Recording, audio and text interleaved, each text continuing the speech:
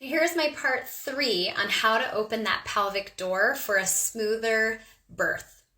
So the first part, we talked about the different bones within the pelvis, the sacrum, and how important the sacrum is when it comes to giving birth. We want that sacrum to be able to swing. The second part, we talked about the pelvic floor muscles and the impact that that can have on that sacral swing. And so in this third part, I wanted to give you some ideas and things to avoid that can impact the pelvic floor muscles.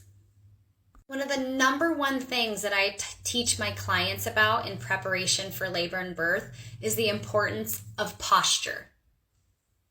How we hold our body, how we're sitting, standing, all day, that's going to have one of the biggest impacts on your pelvic floor muscles and your body's ability to birth. So if you have a sedentary job or desk job and you're sitting most of the day, the number one thing that I recommend to help with that or prepare the body for birth is to either get a standing desk that you can alternate in and out of throughout the day, or get a birthing ball to sit on.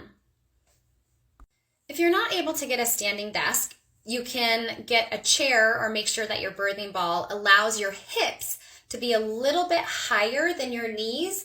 That helps to keep the pelvic floor muscles elongated and the hips open.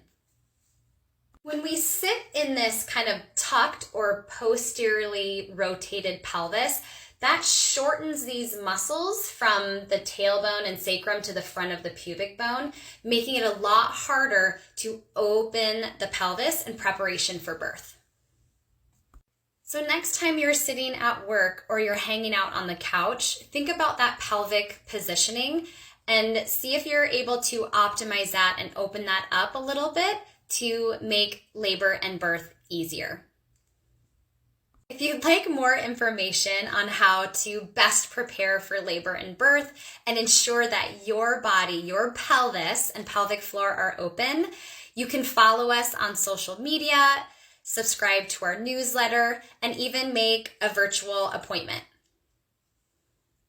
We also offer in-person appointments if you're within the Phoenix metropolitan area in Arizona, but we also have a private Facebook group where we get a little bit deeper dive into more information about pelvic health.